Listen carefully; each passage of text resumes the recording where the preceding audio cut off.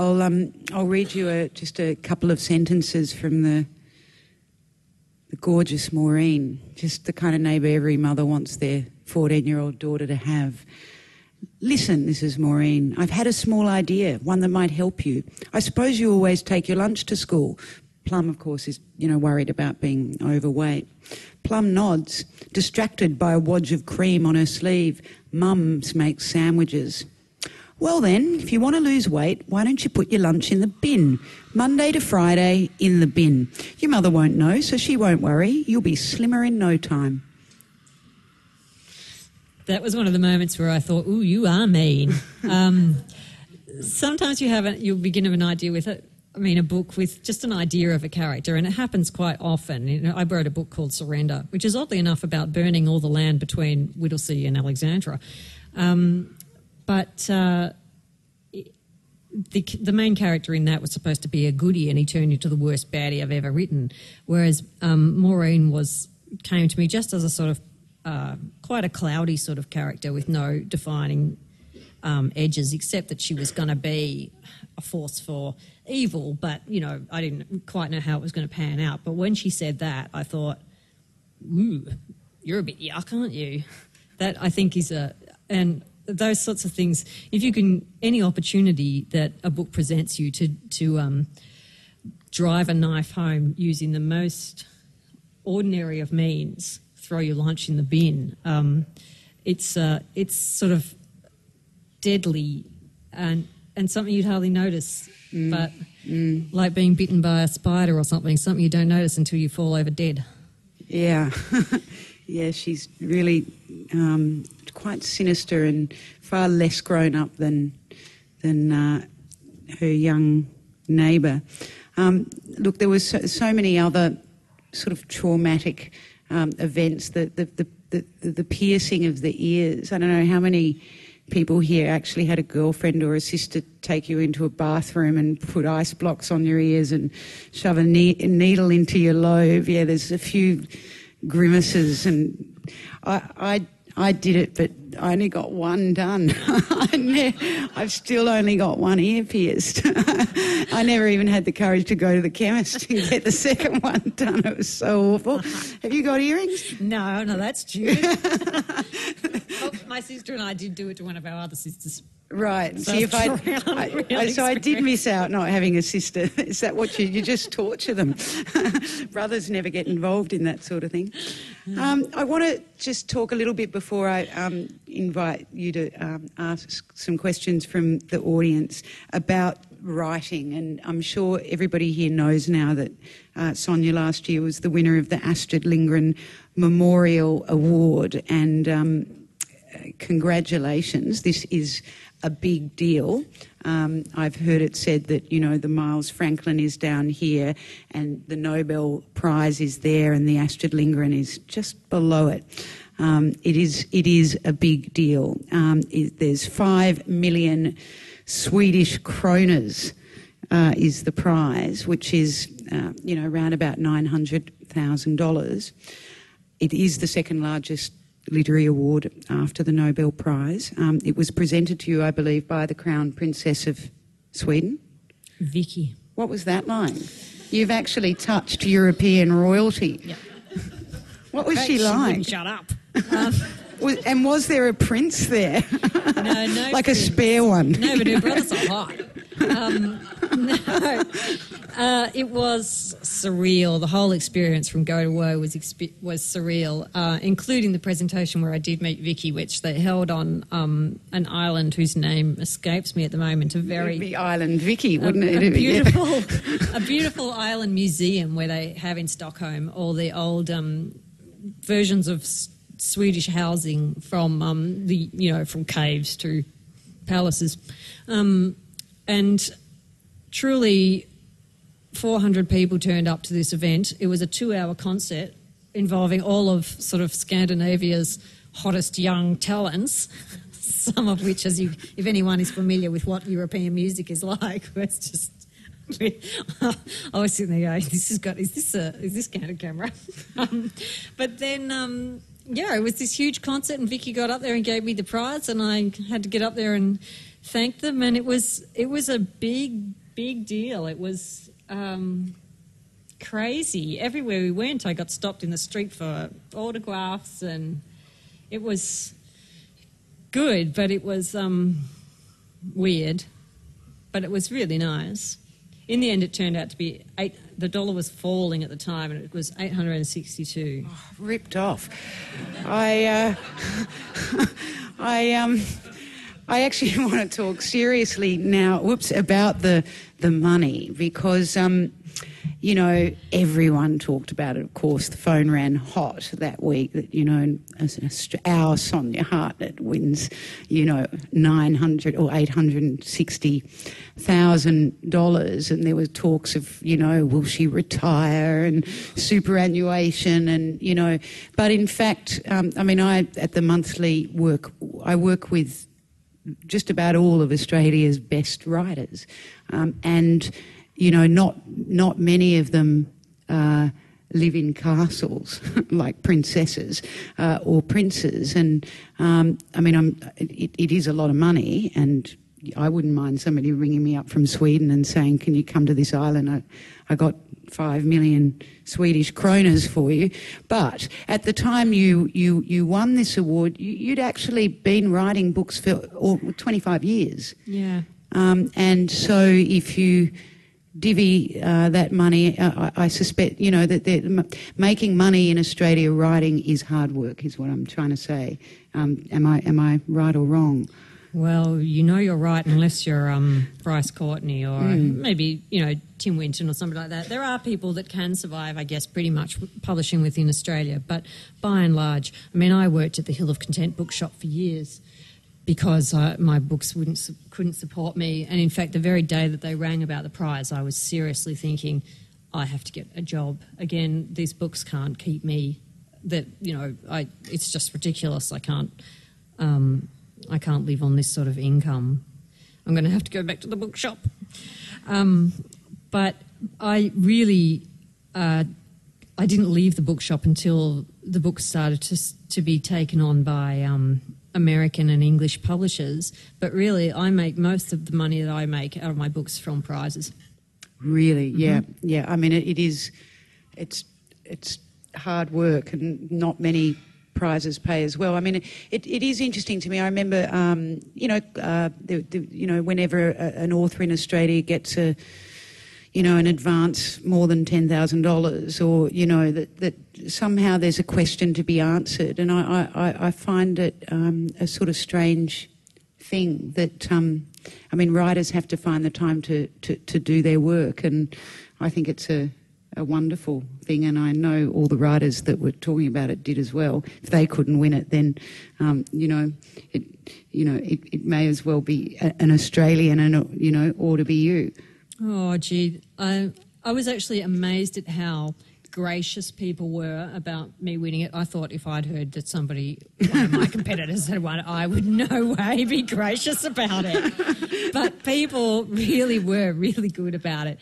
But and this probably sounds naff, but as soon as I got off the phone from them, I felt this sort of I felt kind of heavy with the knowledge that it hadn't been won by me alone, that just the entire Australian industry had won this prize and that sounds like, I'm not making that up, I really did feel that, because it, no writer gets to their position the way that I have through this sort of bungle start to their career where you're just a novelty act, and then you struggle along. And the people that picked me up and pushed me along over the years, including lots of people within the industry, but also lots of friends and friends of friends, that had they not continuously kept at me and pushed me and challenged me and just always asked the question that I hate the most, which is, what are you working on next or now? I wouldn't have come this far. I would have stopped writing years and years and years ago. So although I'm not going to share the money, but I certainly didn't earn it by myself. Is writing easy for you, or is it torturous and, full of, really bad days and occasionally Tolstoy-esque mornings? When I finally sit down and start, it's quite enjoyable, and often it's quite easy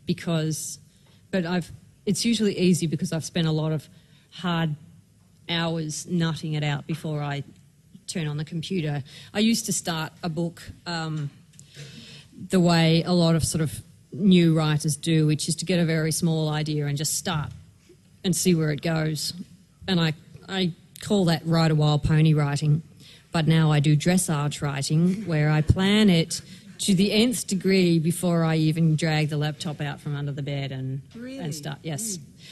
So the writing process is actually a little sort of boring because it doesn't have the excitement of making mistakes and going down strange alleyways and things like that writing wild pony writing does.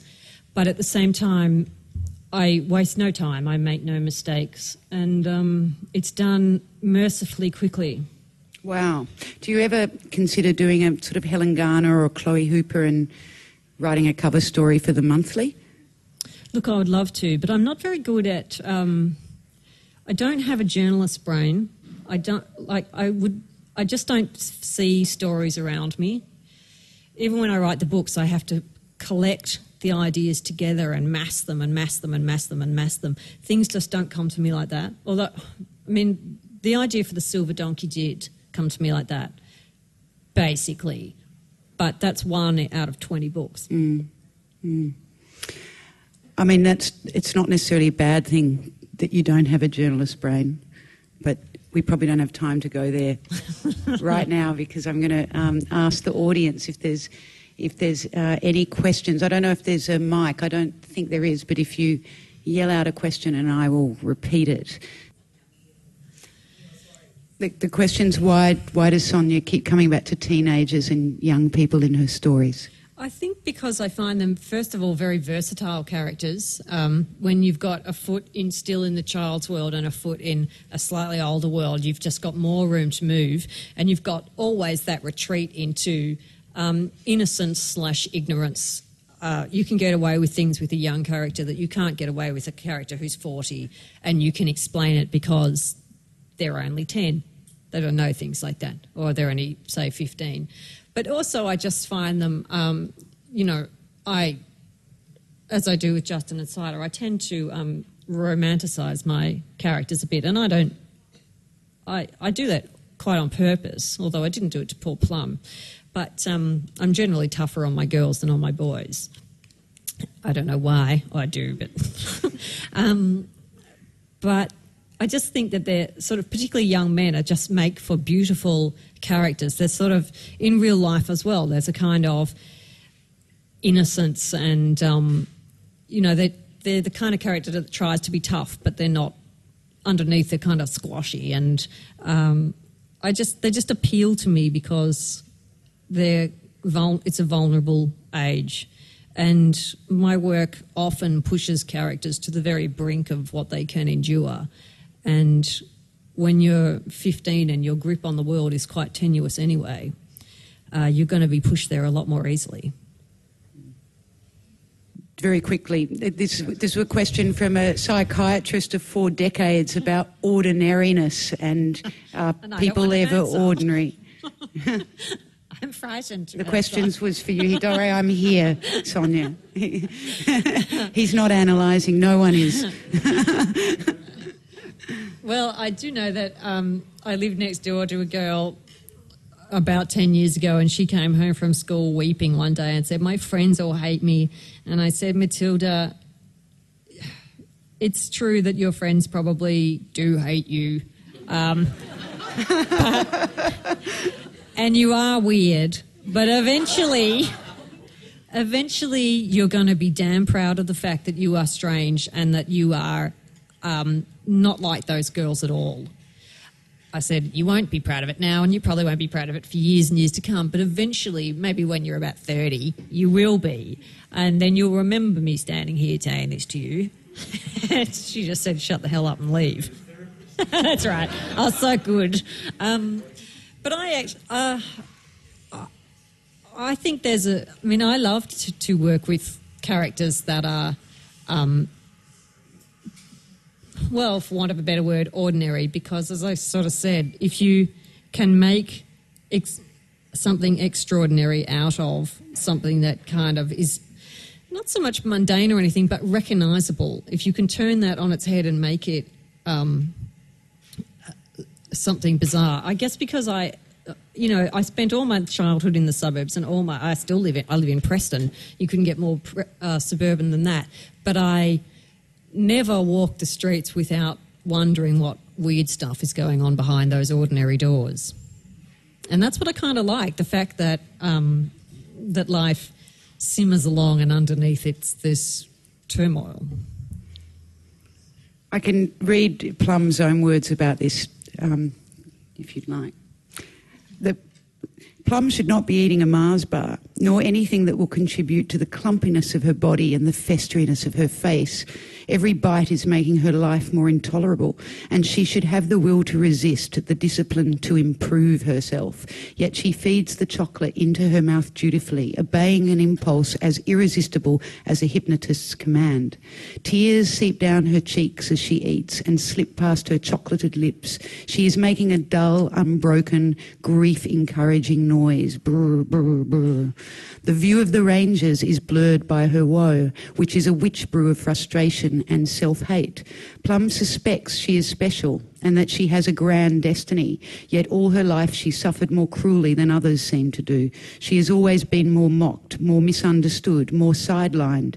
Presumably it is her fate to be persecuted until something foretold on parchments lying undiscovered in a cave, something that will occur when 3 dark stars align, makes her rise and spread her awesome wings, and then the whole world, gulping, will understand. I know I desperately wanted to have wings when I was a kid, but not nice angel wings. No, like dark ones. Devil gargoyle wings.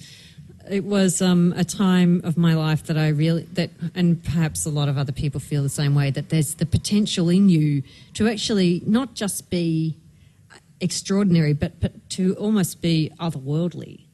I remember I toyed with the idea for quite a while that I was actually the Antichrist. And that not necessarily, like, I didn't feel that I was particularly evil. It just felt like that's what I had been born to be, and that eventually it would all pan out the way, however it was supposed to. And then it turned out that I wasn't the Antichrist. I was just a great fat writer. Teenager.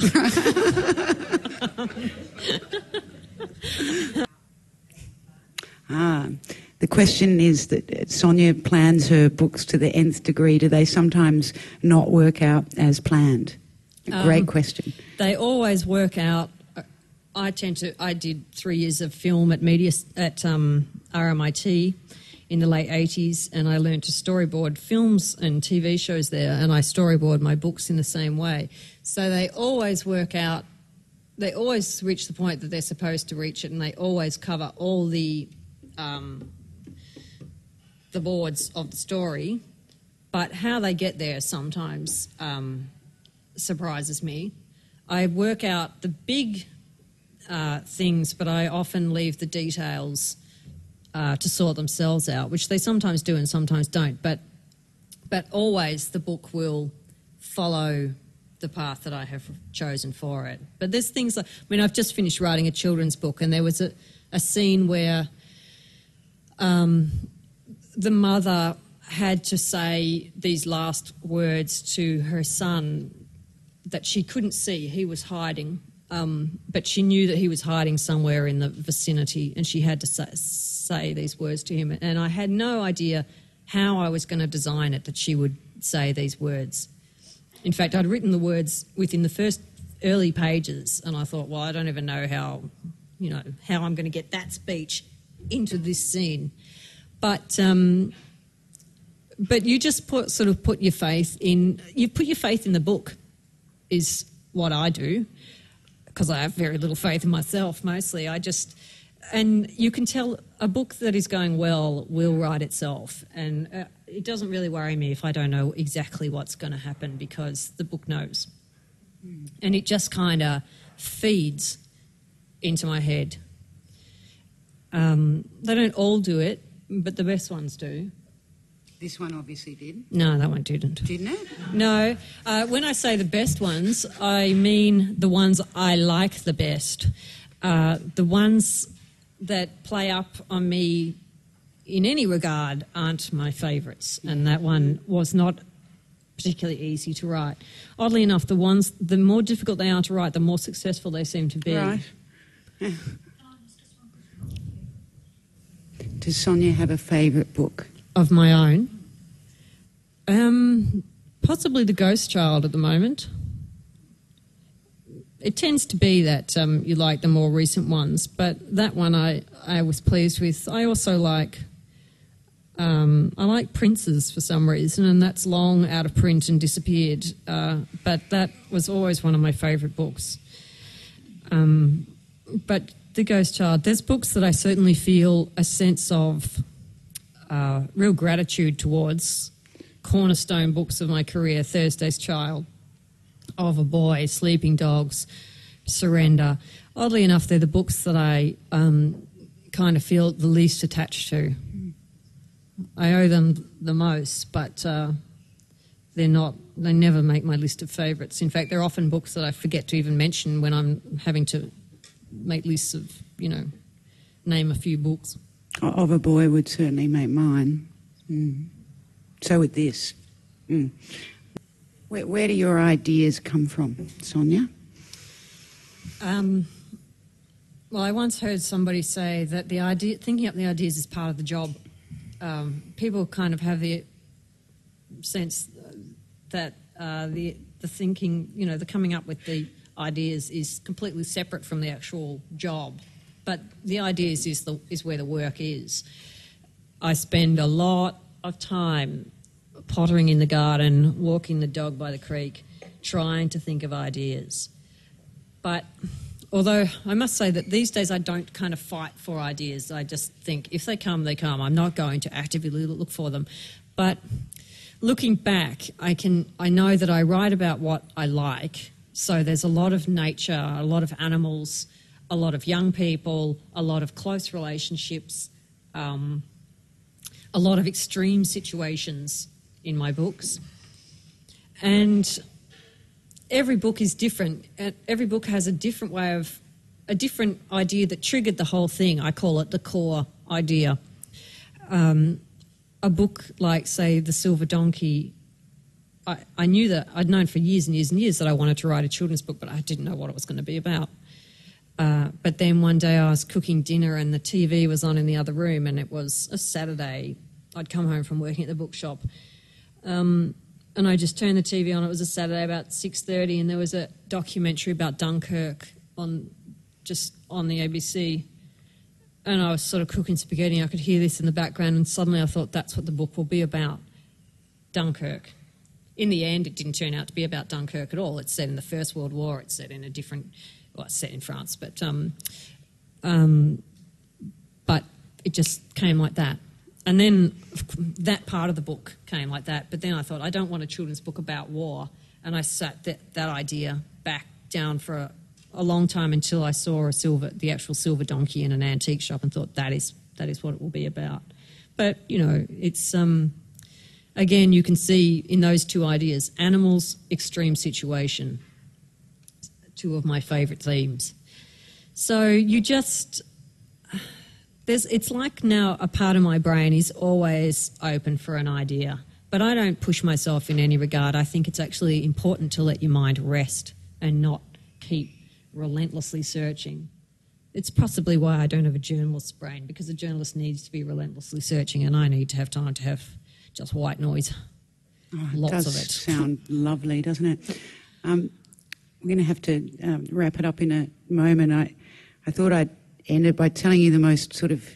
This book really did affect me. I know I'm probably going on about it, but I really did have quite an intense weekend, and it ended up with me going back through the bloody journals that I wrote when I was Plum's age that I've kept, and when you talk about brothers, in my will, I don't even know I have a will, but, one of the most important instructions in my will is that, is that my journals that I have kept for some odd reason since I was about 8, that they're left to my brothers as the only 2 people permitted to ever look at them. And I think in my will it says something like, look, read, laugh, cry, destroy.